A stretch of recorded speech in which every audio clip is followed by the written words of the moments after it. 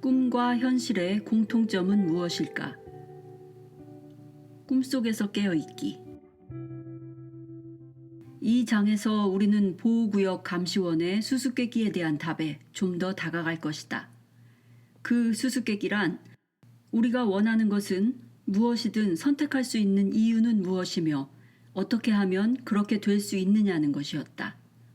이 수수께끼의 힌트 중 하나가 꿈이라는 현상 속에 감추어져 있다. 사람은 인생의 3분의 1을 잠과 꿈으로 보낸다. 이 경계지대에서 일어나는 모든 일은 아직도 비밀의 장막에 가려져 있다. 유감스럽게도 이 분야에 대한 과학 연구는 거의 아무것도 밝혀내지 못했다. 철학적 해석도 극과 극을 달리고 있다. 어떤 이는 꿈이 순전히 환상이라고 하고 또 어떤 이는 우리의 삶 자체가 다름 아닌 꿈이라고 주장한다. 누가 옳은가? 트랜서핑 모델의 틀 안에서 보면 그 어느 쪽도 옳지 않다. 하지만 너무 앞질러 가지는 말기로 하자.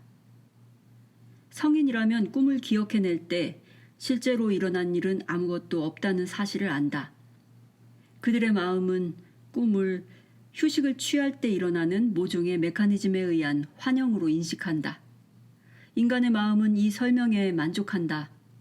4살 전까지의 아이들이 꿈과 깨어있는 현실 간의 차이를 구별하지 못한다는 것은 잘 알려진 사실이다.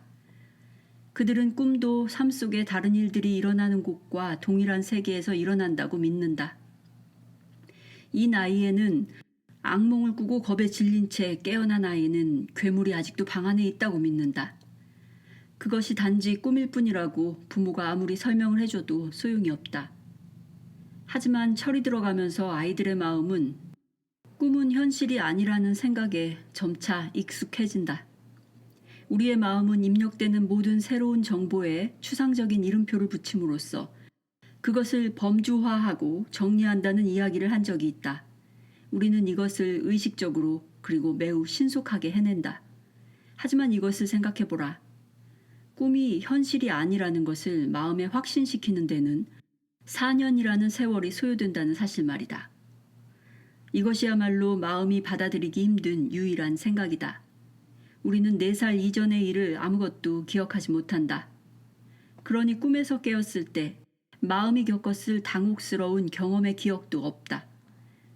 하지만 지금도 날마다 의식의 연결이 끊길 때마다 우리의 마음은 단순하게도 똑같은 함정에 빠져들곤 한다.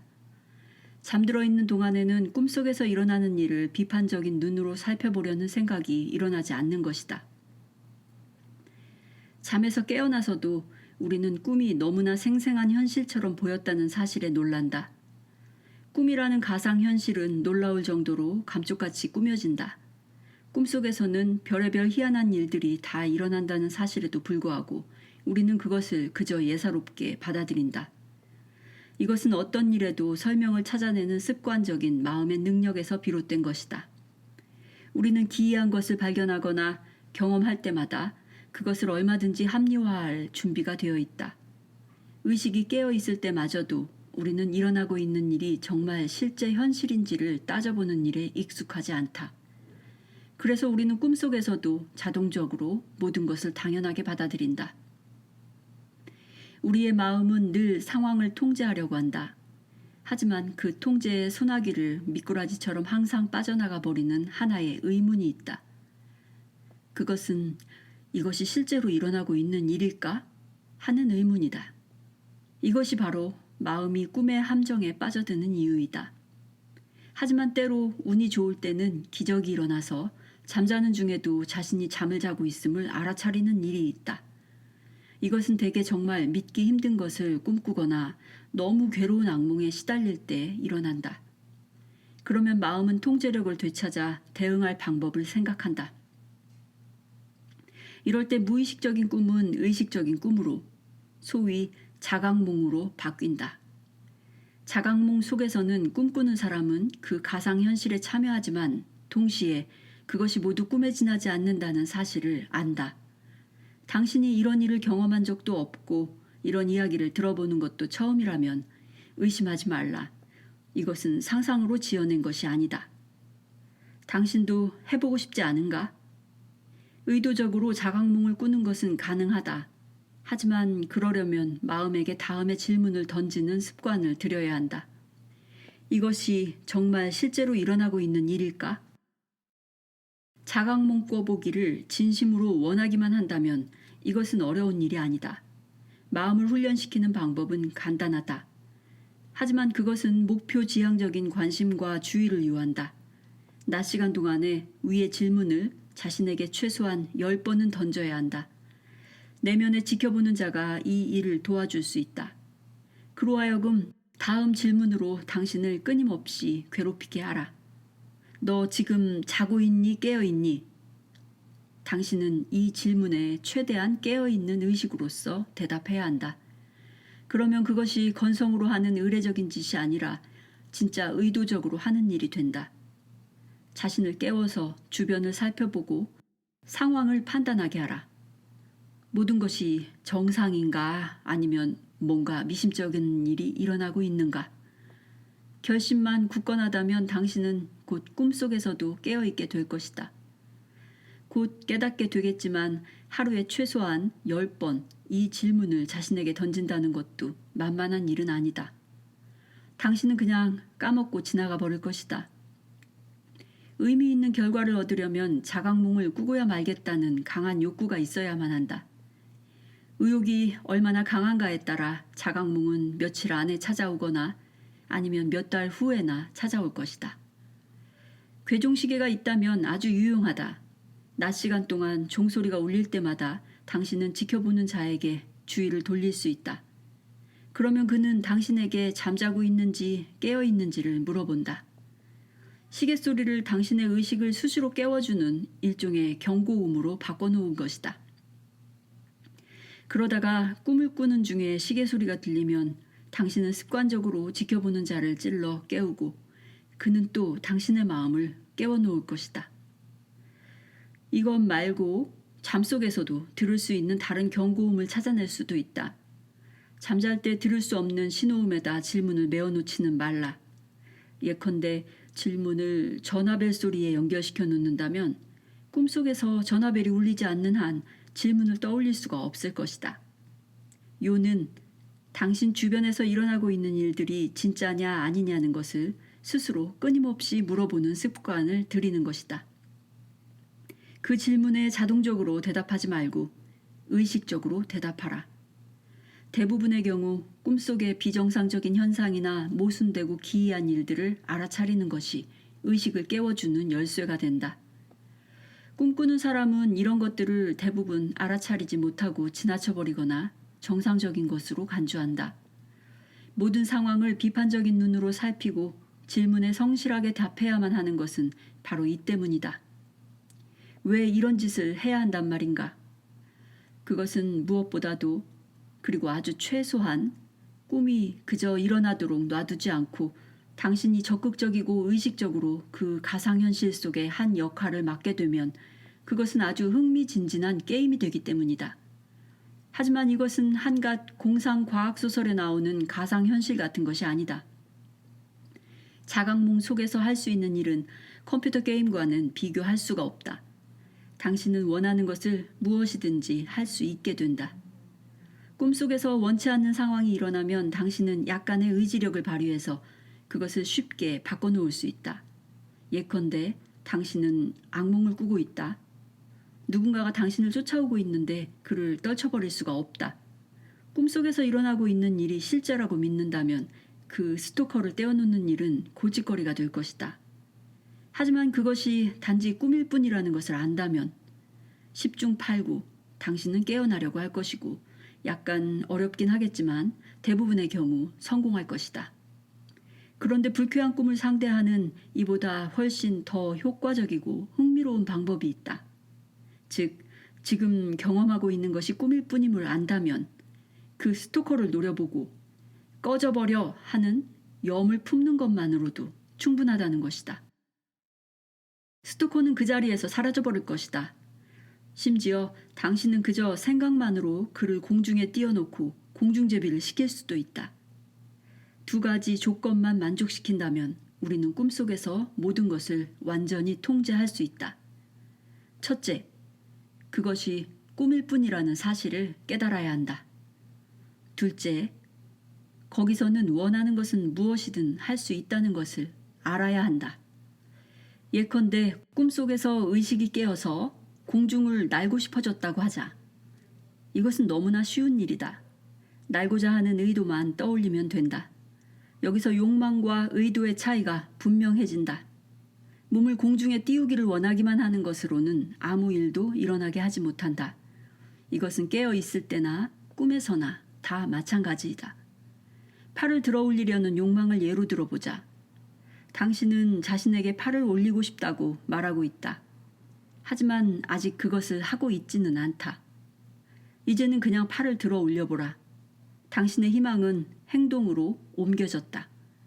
당신은 팔을 어떻게 들어 올릴지를 생각하고 있는 것이 아니라 그저 그렇게 하고 있다. 꿈에서도 이것은 마찬가지다.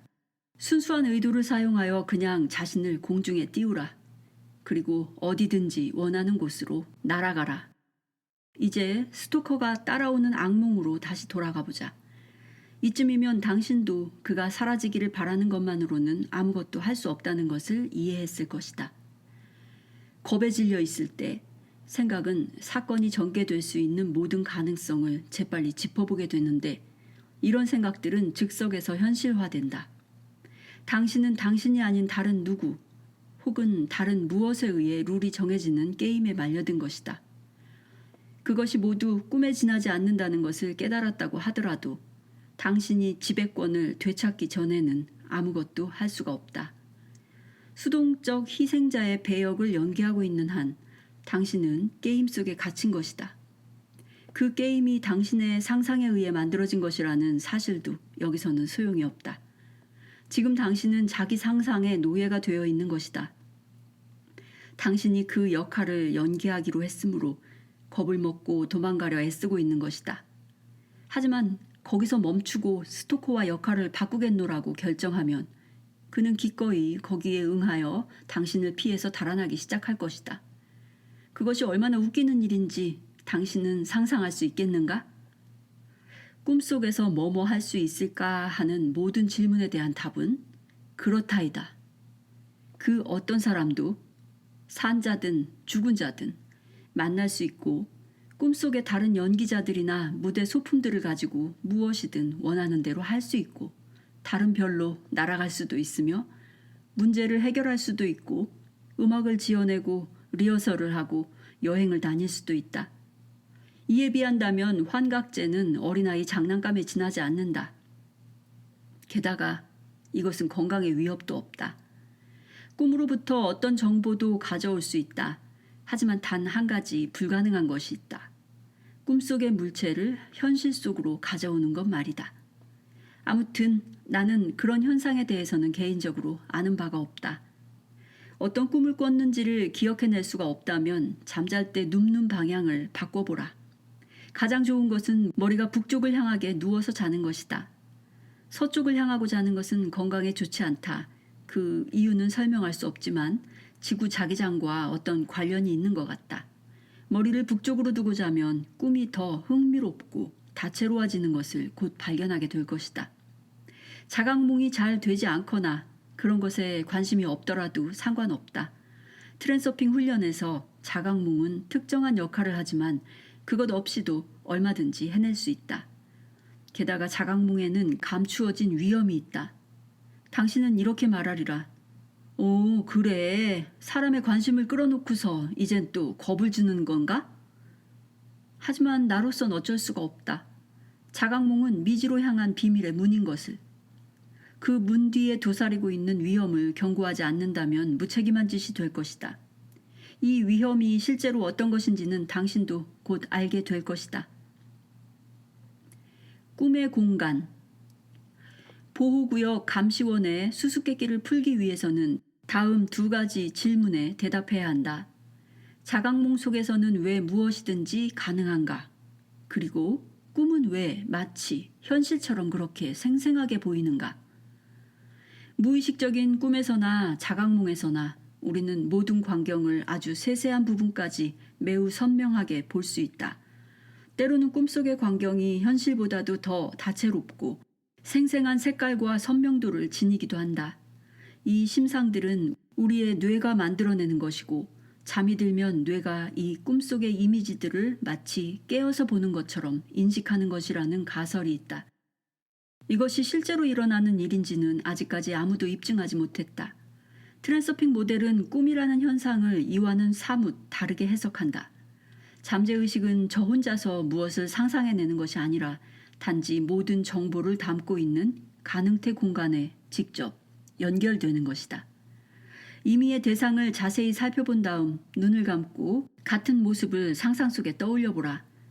아무리 뛰어난 심상화 능력을 지니고 있다고 할지라도 눈을 감고서는 눈을 뜨고 직접 보는 것만큼 상세하게 그 모습을 볼 수는 없을 것이다.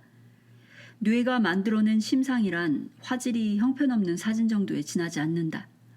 뇌가 이 사진을 모종의 신경활동으로서 저장한다고 가정해보자.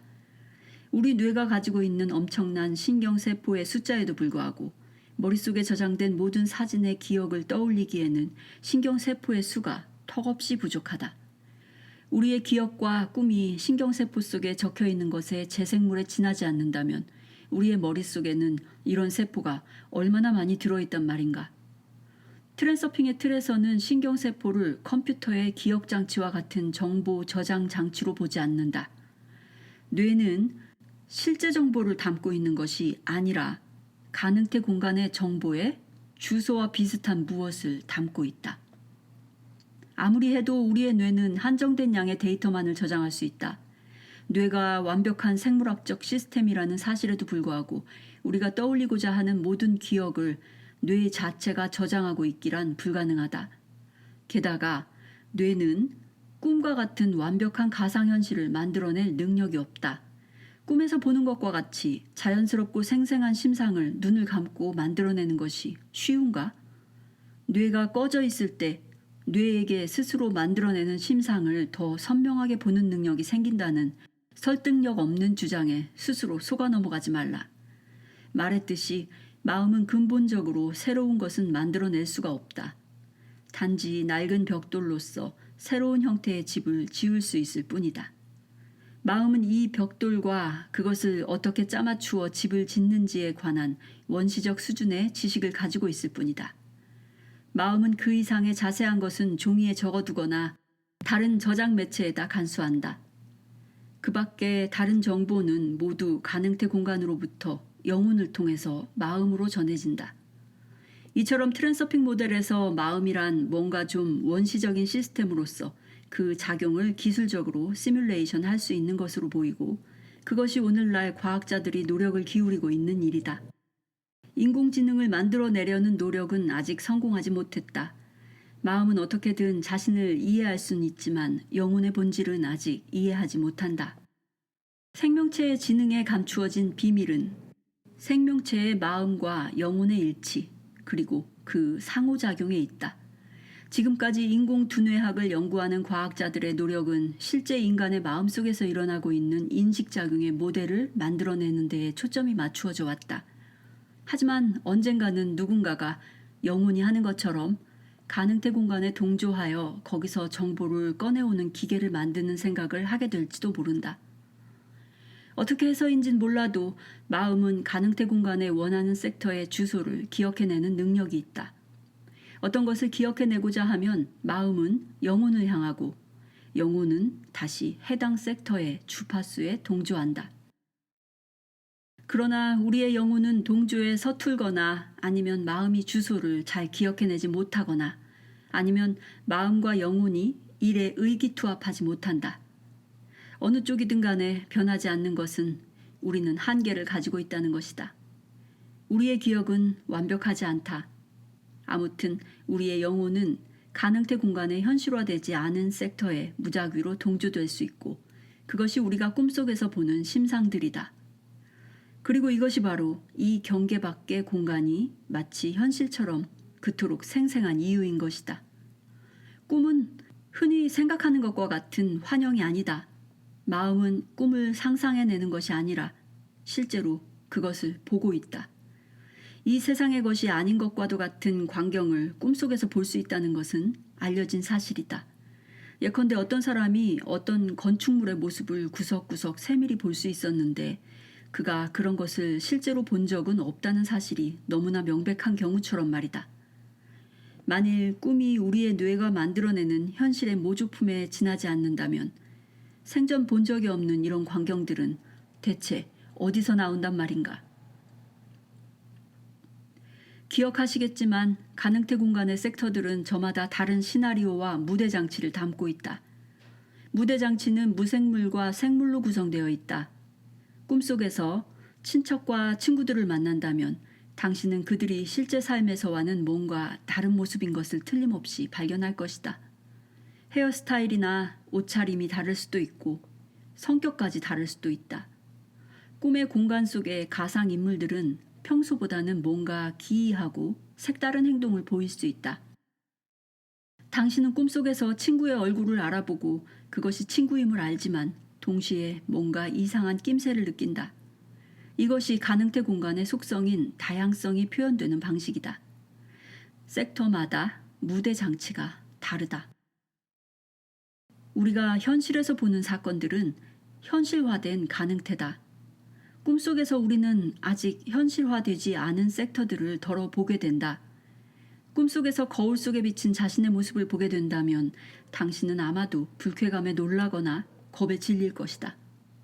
거울 속 당신의 모습은 현실의 거울 속 얼굴과 같지 않을 것이기 때문이다. 당신은 그것이 자신이라는 것을 즉시 알아차리지만 얼굴은 변해 있다. 사실은 당신이 가 있는 섹터에 따라 비치는 모습도 바뀐다.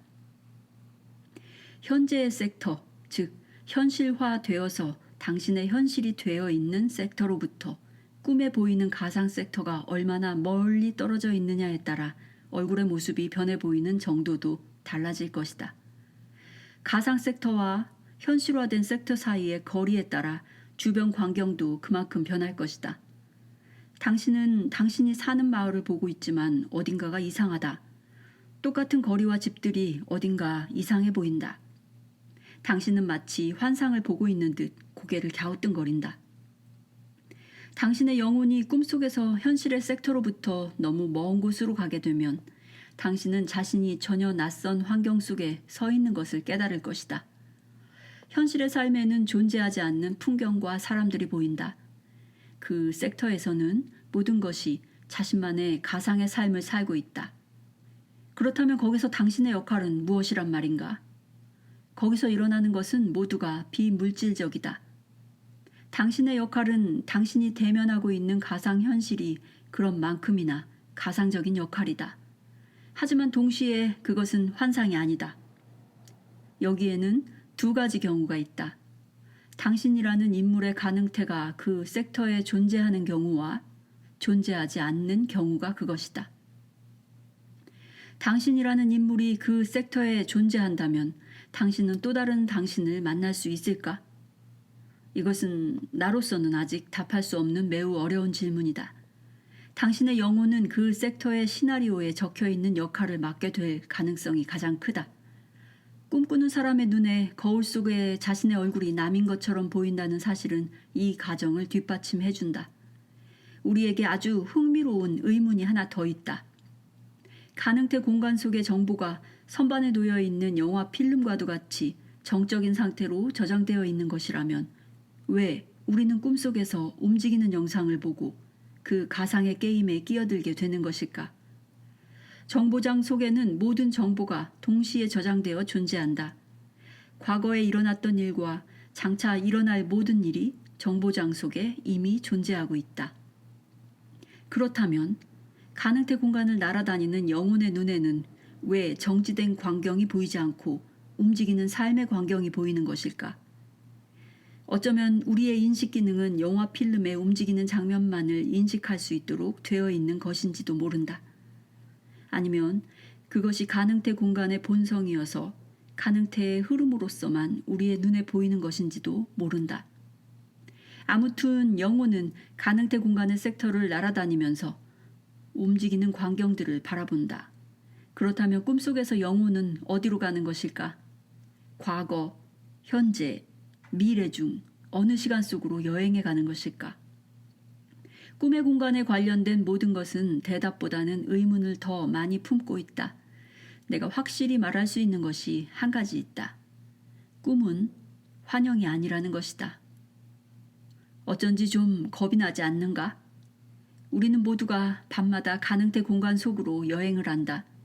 그리고 거기서 가상의 삶을 산다. 이 가상의 삶은 손에 만져지는 그런 물질적 기반을 가지고 있지 않다. 그럼에도 그것은 실제다. 꿈의 해석과 그 의미에 대해서는 뭐라고 말할 수 있을까? 그 대답은 당신에게 좀 놀라울 것이다. 당신은 아마 이 책이 주장하는 바에 비춰본다면 당연히 꿈은 미래의 사건의 전조라고 생각할 것이다. 하지만 정확히 지금까지 말한 바에 비춰보면 트랜서핑에서 꿈의 내용은 1권에서 말한 것과 같은 종류의 신호로 볼 수가 없다. 꿈은 과거나 미래에 가능한 사건을 보여준다. 과거는 우리도 알고 있다. 가능태 공간의 미래는 너무나 다양하므로 꿈이 장차 현실화될 섹터를 보여주는 것이라고 장담할 수는 없는 일이다. 이웃한 섹터들은 서로 유사한 시나리오와 무대 장치를 가지고 있지만 당신이 꿈속에서 본 그 섹터가 실제로 당신의 현재 인생 트랙과 가까운 것인지는 아무도 장담할 수가 없다. 영혼은 다가오는 사건을 감지하는 능력을 실제로 지니고 있다. 가장 신뢰할 수 있는 신호는 영혼이 감정적으로 얼마나 편안한 기분을 느끼는가 하는 것이다. 깨어있을 때 영혼은 현재의 인생 트랙 혹은 다가오고 있는 가능태 흐름의 물구비와 관련하여 자신이 느끼는 기분 상태를 보여준다. 다른 신호들 역시 현실화된 현재의 섹터와 그 인접 섹터에 관련된 것들이다. 하지만 꿈을 꾸고 있을 때 영혼이 어디를 날아다니고 있는지는 아무도 알 수 없다. 영혼은 어디에든 있을 수 있으므로 그런 영혼이 가져오는 정보는 신뢰할 수가 없는 것이다. 다음 의문은 이것이다. 꿈이 상상의 산물이 아니라면 꿈의 시나리오는 누가 정하는 것일까? 시나리오는 가능태 공간의 각 섹터 안에 있다. 마음이 잠자고 있을 때 영혼은 가능태 공간을 마음대로 여행할 수 있다. 때로는 마음이 너무 깊이 잠들어서 꿈을 기억하지 못한다. 마음이 잠자고 있을 때 영혼에게 어떤 일이 일어나는지는 아무도 모른다. 현실의 삶에서는 사람의 행동은 마음의 지배를 받는다. 그래서 마음이 꿈을 지켜보고 있을 때는 그는 수동적 관찰자의 역할을 한다. 그는 상황을 통제하지 않고 단지 모든 것이 평소와 같다고 생각한다. 일어나는 모든 일은 특정 섹터에 있는 시나리오에 따라 일어난다. 영혼이 그 섹터에 발을 들여놓는 순간 그 섹터의 사건들은 당신의 영혼과 마음이 실제 삶에서 쌓아온 기대와 두려움과 생각에 따라 전개되기 시작한다. 기대와 두려움은 즉시 현실화된다. 예를 들어 당신이 말썽을 피울 소지가 있다고 생각하는 사람이 등장하면 말썽에 휘말리는 시나리오가 현실화된다. 뭔가가 당신을 뒤따라오고 있다는 생각이 마음속에 얼핏 스치기만 해도 꿈속에서는 당장 괴물이 당신을 쫓아오기 시작할 것이다. 이것은 가능태가 마음속을 스쳐갈 때마다 영혼이 그에 즉시 동조하기 때문이다. 영혼은 당신의 생각과 기대에 어울리는 가능태 시나리오를 선택한다. 가능태 공간 속에서 영혼은 생각과 기대가 뇌리를 스침과 동시에 움직인다.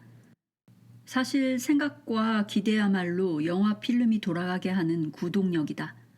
뇌의 작용을 멈출 수 있다면 보이는 심상도 그 자리에서 얼어붙어 버릴 것이다. 하지만 생각은 머릿속에서 쉬지 않고 끊임없이 돌아간다. 꿈속에서 일어나는 사건들은 평소의 생각과 모순될 수도 있다. 이것은 꿈속에서는 마음의 통제력이 약해지기 때문이다. 꿈속에서는 온갖 희한하고 말도 안 되는 일들이 일어난다. 믿을 수 없는 장면들이 눈앞에 펼쳐지고 물리학의 법칙이 더 이상 작용하지 않는다. 자각몽에서도 기상천외한 일들이 일어난다. 결국 마음은 그것이 단지 판타지일 뿐이어서 터무니없는 일도 일어날 수 있다는 것을 이해하게 된다. 이제 당신은 꿈속에서는 왜 모든 것이 가능한지를 알게 됐다. 꿈이란 영혼이 가능태 공간 속을 여행하는 것이다. 가능태 공간 속에는 온갖 시나리오가 다 있다. 자각몽 속에서 꿈의 시나리오를 마음대로 바꿀 수 있는 이유도 이것이다. 시나리오 자체가 실제로 고쳐지는 것은 아니다. 당신이 수시로 시나리오를 마음대로 골라 잡는 것이다. 당신이 스토커와 역할을 뒤집기로 마음먹는 즉시 영혼은 역할이 바뀐 시나리오가 있는 섹터로 옮겨간다. 일어나는 일을 마음대로 주무를 수 있다는 사실을 깨달으면 마음은 욕망을, 예컨대 날고 싶다는 욕망을 만들어내기 시작할 것이다. 이 생각이 마음속을 스치면 그것은 영혼의 의도로 바뀐다. 의도는 꿈꾸는 사람으로 하여금 해당 시나리오가 있는 섹터로 옮겨가게 하는 힘이다. 영혼이 가능태 공간 속을 여행할 때는 물질의 불활성이 움직임을 방해하지 않는다. 꿈의 유연한 성질은 바로 이 때문이어서 정반대의 시나리오도 즉시 실현된다. 그러면 실제 삶에서는 어떤 일이 일어날까? 기본적으로는 같다. 유일한 차이는 시나리오가 현실로 나타나는 속도뿐이다. 현실 속의 사건도 꿈속의 사건과 동일한 법칙을 따라 일어난다. 하지만 그것은 번개처럼 빨리 일어나진 않는다. 왜냐하면 가능태가 물질 차원에 실현되는 데에는 불활성이 작용하기 때문이다. 이 점에서는 인생도 하나의 꿈이라는 주장은 옳지 않다. 하지만 동시에 그 주장은 논리적 타당성을 지니고 있다. 생각이 삶의 사건들을 형성시키는 이치는 이미 설명했다. 지금 마음속에 품고 있는 그것을 당신은 조만간에 얻게 될 것이다. 생각은 어떤 특정한 인생 트랙의 주파수로 방사되고 있는 에너지다. 현실에서는 다양한 물질적 요인들로 인해서 이 인생 트랙으로 옮겨가는 것이 지체된다. 현실화되지 않은 섹터를 물에 비유하자면 현실화된 가능태 공간의 섹터는 타르처럼 끈적끈적하다. 잠재된 가능태가 물질적으로 현실화되는 데는 시간이 걸린다. 그러나 꿈에서는 불활성이라는 장애물이 없기 때문에 섹터를 옮겨 다니는 것이 즉석에서 실현된다. 이쯤이면 당신도 내가 왜 꿈에 대해 이야기를 꺼냈는지를 알았을 것이다. 자기 운명의 주인이 되려면 생각이 우리를 한 섹터로부터 다른 섹터로 데려다 놓는 이치와 욕망이 반드시 실현되지 않는 이유를 이해하는 것이 필수적이다. 하지만 이 의문을 파헤치기 위해 자각몽을 반드시 공부해야 하는 것은 아니다. 우리의 목표는 깨어있는 상태에서 시나리오를 골라 잡을 수 있는 능력이다. 꿈속에서 깨어있기보다는 현실 속에서 깨어있기를 터득하는 것이 훨씬 더 중요하다. 게다가 말했듯이 자각몽 훈련에는 약간의 위험이 도사리고 있다. 자각몽을 하는 사람들은 거기에 위험이 없다고 말할지도 모른다. 하지만 아마도 그들은 자신이 면도날 위를 걷고 있다는 사실을 모르고 있는 것일 게다. 자각몽으로부터 반드시 돌아올 수 있는지는 아무도 장담할 수 없다. 영혼이 현실화되지 않은 섹터를 날아다니고 있을 때는 아무런 위험이 없다. 하지만 만일 현실화된 섹터에 우연히 들어서게 된다면 어떤 일이 일어나리라고 생각하는가? 한 가지 가설은 당신이 그 섹터에서 물질화 될 수도 있다는 것이다. 우리는 판타지는 사람에게 해를 끼칠 수가 없다는 생각에 젖어 있다. 하지만 보시다시피 이 가정에는 함정이 있다. 만약에 판타지도 현실이라면 어쩌겠는가? 아실지 모르지만 꿈의 기술을 완전히 터득한 고대의 마법사들은 의도적으로 다른 세계로 가서는 돌아오지 않았다. 그들의 육신 역시 이 세계로부터 사라져버렸다. 그 고대의 마법사들은 자신이 하는 짓의 의미를 정확히 알고 있었거나 아니면 너무 무모했다. 오늘날에도 해마다 수만 명의 사람들이 흔적도 없이 사라진다. 그들은 그저 없어진다. 외계인이 납치해 간다는 주장도 있다. 더 이상은 나도 확실히 설명할 수는 없지만 그들은 꿈에서 돌아오지 않는 것일 가능성도 있는 것이다. 사실 영혼은 무의식 상태에서도 현실화된 다른 섹터로 날아갈 수가 있다. 그런 면에서는 자각몽은 더욱 위험하다. 마음이 경계심을 잃고 아무도 모르는 곳으로 날아갈 수 있기 때문이다. 그 영혼이 돌아올 수 있을지는 아무도 장담하지 못한다. 육신을 남겨두고 갈 수도 있다. 그럴 경우 사람들은 당신이 그저 잠자는 중에 죽었다고 할 것이다. 여러분을 겁주려고 이러는 게 아니다. 다만 꿈은 환영이 아니라는 점만 명심하라.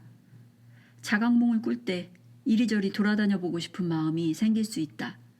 사실 당신은 다른 사람들에게 피해를 입히지 않으면서도 원하는 것은 뭐든지 할 수 있다. 아니면 그저 다른 세계를 이리저리 날아다니면서 탐사할 수도 있다. 현실화되지 않은 가상의 섹터를 날아다니는 한은 모든 것이 허용된다. 위험한 건 이것이다. 당신의 영혼이 이미 현실화되어 있는 섹터에 발을 들여놓지 않으리라는 보장이 없다는 것이다. 마음은 가상의 현실이 물질 현실로 바뀌었다는 사실을 금방 알아차리지도 못할 것이다. 우리의 눈에 보이는 이 세계가 우주 속의 유일한 세계라고 생각하는 무지에는 빠지지 말라. 가능태 공간은 무한하고 물론 거기에는 온갖 다양한 생명체가 살고 있는 현실화되어 있는 섹터가 얼마든지 있다. 당신이 가게 된 세계는 우리 세계에 비하면 낙원과 같은 곳일 수도 있지만 또 살아서 가는 지옥과 같은 곳일 수도 있다. 그곳의 위치도 알 수 없다. 그것은 지구에서 수백만 광년 떨어진 곳일지도 모르고 당신이 마시던 커피 속일지도 모른다. 그 세계는 매우 먼 곳일 수도 있고 아주 가깝지만 다른 차원의 곳일 수도 있다. 1권의 1장에서 말했듯이 당신의 눈앞에는 무한 공간이 사방으로 끝없이 펼쳐져 있다. 그 병존 우주가 먼 곳에 있든 가까운 곳에 있든 그것은 상관없다. 그 속에서는 길을 잃고 헤매기가 십상이라서 돌아온다는 것은 지극히 어려운 일이기 때문이다. 아스트럴체, 즉 감정과 욕망으로 이루어진 미묘한 신체, 육신을 남겨두고 이 신체만 가지고 물질계를 마음대로 여행하는 능력을 가진 이들이 있다고 한다. 이 아스트럴체로부터 물질계를 여행하는 문제는 여기서 논하지 않을 것이다. 여기에는 다른 메커니즘이 작용하며 트랜서핑과는 전혀 관계가 없다. 게다가 그것은 위험한 일이다. 전반적으로 말해서 꿈은 트랜서핑과 간접적으로만 관계된다. 우리가 할 일은 냉혹한 현실로부터 꿈의 세계로 도망가는 것이 아니라 우리의 실질적 현실을 더 편안하고 즐거운 곳으로 만드는 것이다. 꿈을 두려워할 필요는 없다. 하지만 그것을 가볍게 생각해서도 안 된다. 자각몽에 대해 이야기할 때 당신의 영혼이 불편한 기분을 느낀다면 자각몽을 시도해서는 안 된다. 육감은 당신에게 위험을 경고해준다.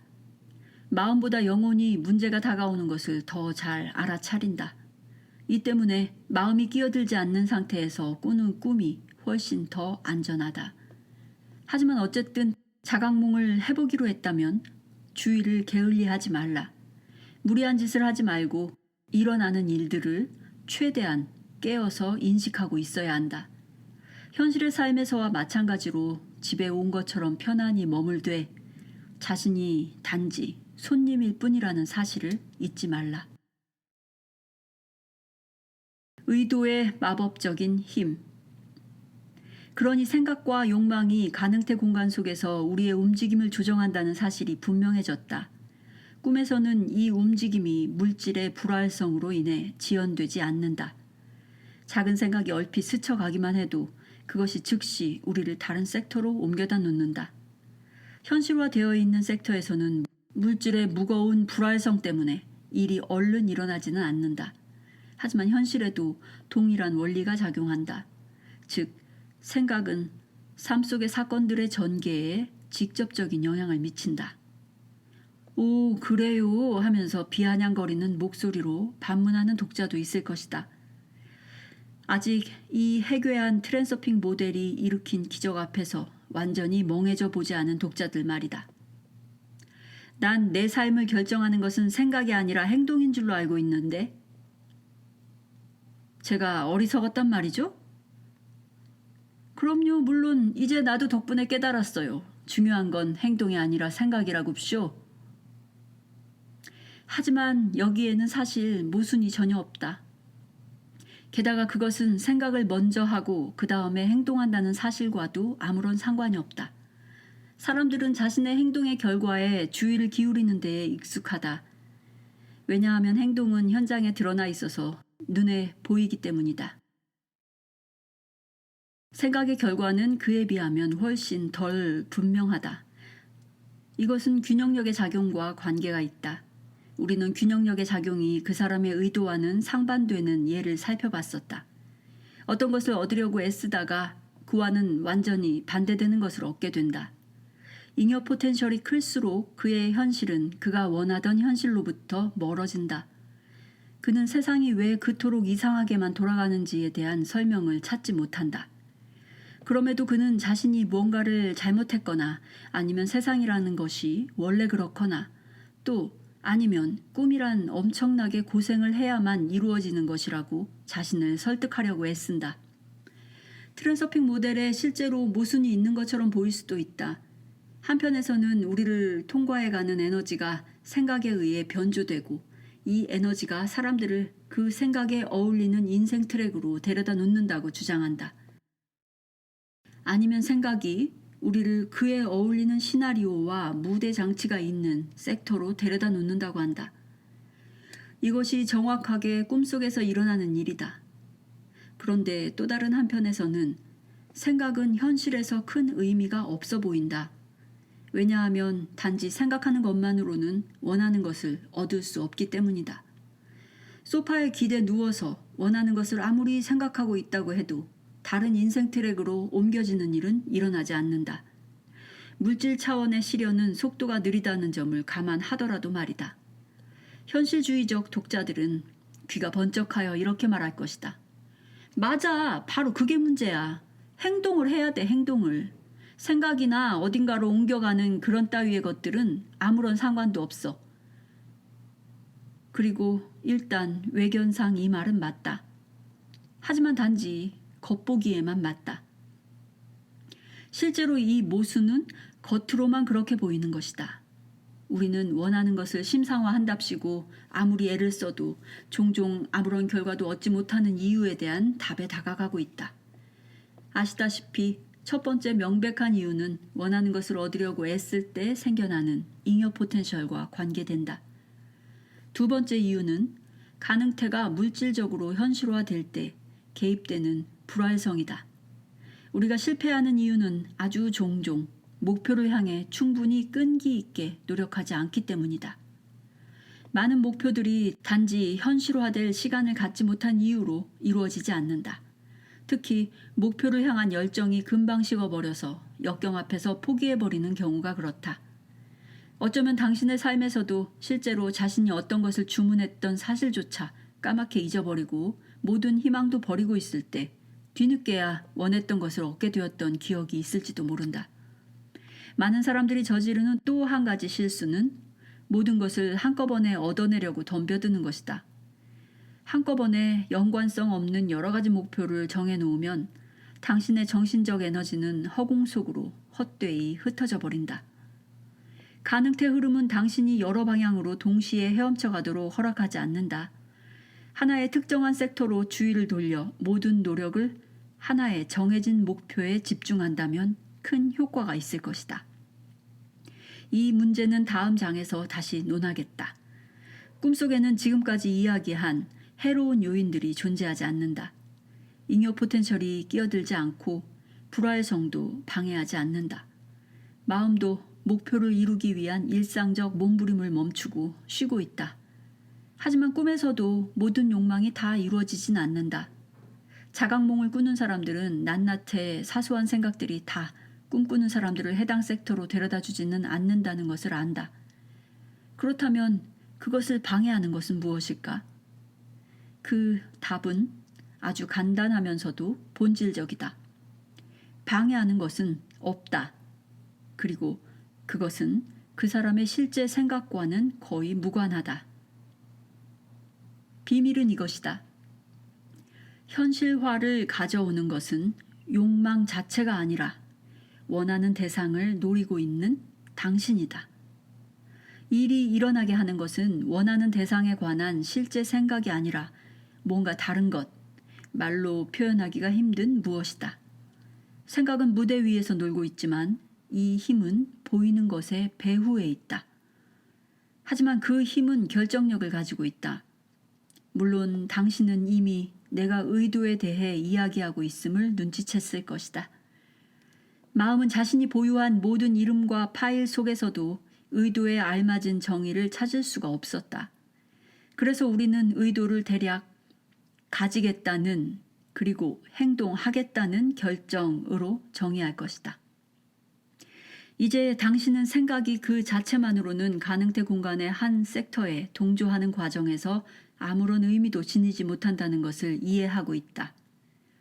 생각은 파도 꼭대기의 한 방울 거품과도 같다. 욕망이 실현되는 것이 아니라 의도가 실현되는 것이다. 팔을 들어 올리는 예를 다시 한번 살펴보자.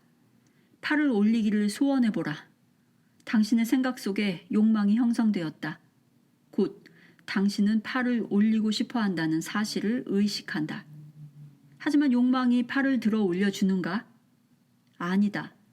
욕망 그 자체는 어떤 행동도 만들어내지 못한다.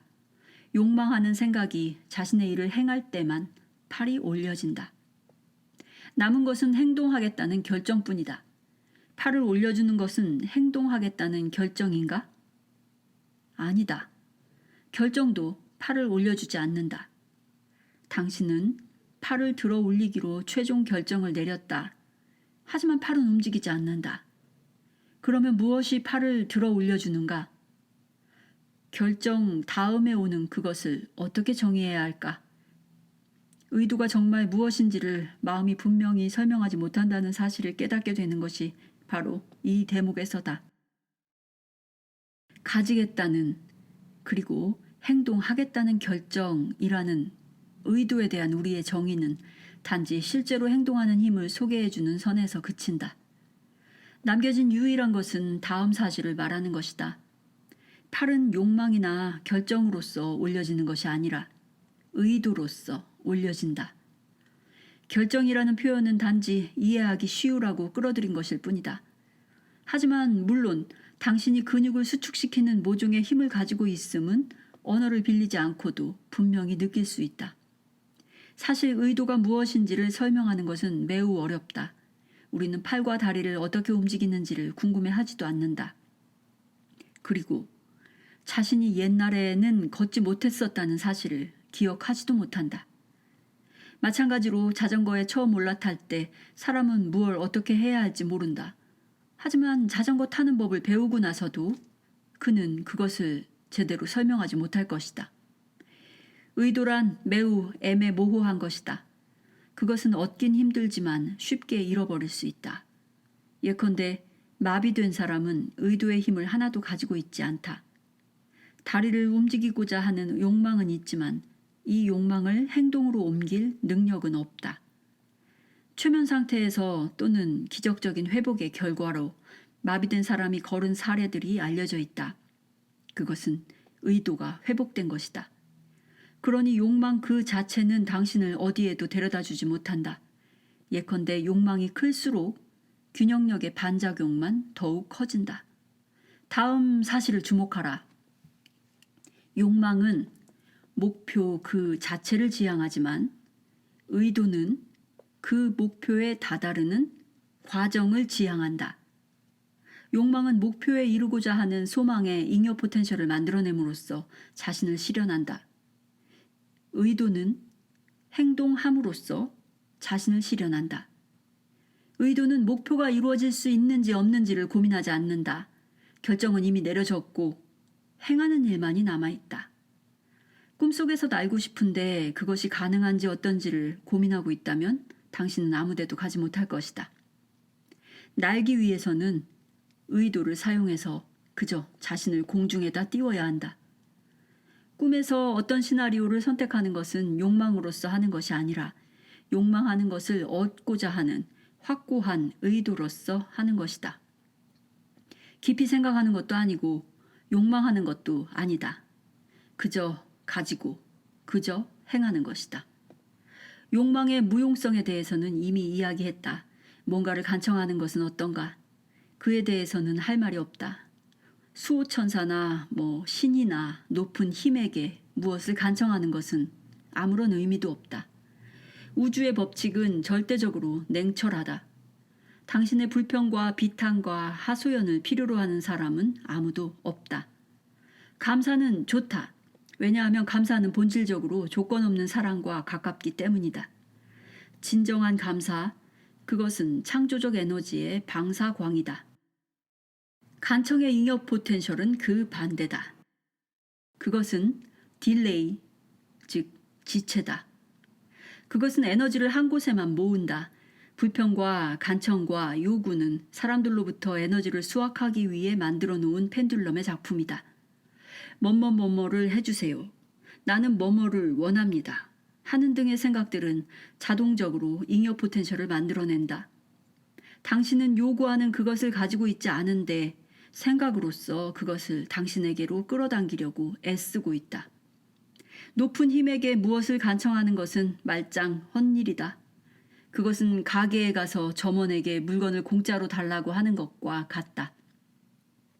차라리 사람들에게 도움을, 즉 물론 적당한 선에서 도움을 요청할 순 있다.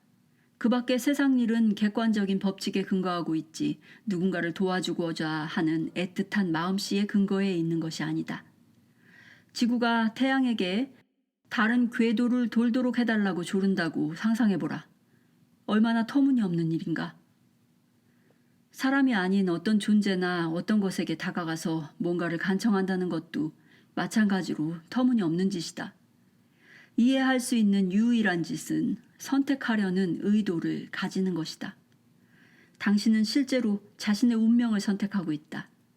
당신이 방사하는 에너지의 매개 변수가 당신의 선택과 맞아떨어지고 동시에 어떤 법칙에도 위배되지 않는다면 당신은 원하는 것을 얻을 것이다. 선택은 간청이 아니다.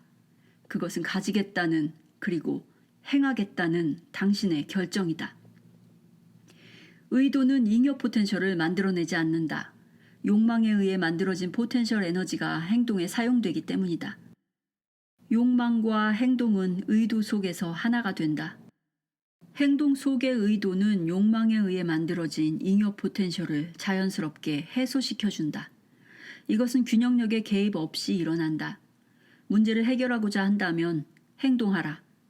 문제가 어렵다고 고민하고 있다면 당신은 잉여 포텐셜을 만들어내고 있고 동시에 펜듈럼에게 에너지를 뺏기고 있는 것이다.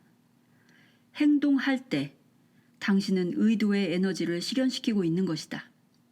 러시아 속담에 이런 말이 있다. 눈은 겁내고 있지만 손은 일하고 있다. 즉, 이 뜻은 어떤 것을 매우 어렵거나 두려운 일로 여기지만 그래도 어쨌든 그 일을 한다는 뜻이다. 의도를 실천할 때 가능태 흐름에 몸을 맡기라. 그러면 문제는 저절로 해결될 것이다. 기대, 근심, 지나친 고민과 욕망은 당신의 에너지를 빨아먹을 뿐이다. 행동 속의 의도는 포텐셜 에너지를 소비해 줄 뿐만 아니라 기운을 불어넣어 준다. 공부의 예에서 그 증거를 찾아볼 수 있다. 시험 직전에 주입식에 벼락 공부를 하는 것은 노력은 많이 들어도 효과가 없다. 하지만 반대로 적극적인 태도로 공부하면, 다시 말해서 진짜 공부를 하고 문제를 풀면 그것은 기운을 빼앗지 않을 뿐 아니라 영감과 만족을 가져다 준다. 그러니까 의도는 가능태 공간의 섹터를 현실화시키는 구동력이다. 하지만 의문이 하나 있다.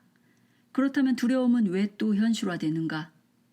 그것도 우리 의도의 일부로 간주될 수 있는 것인가?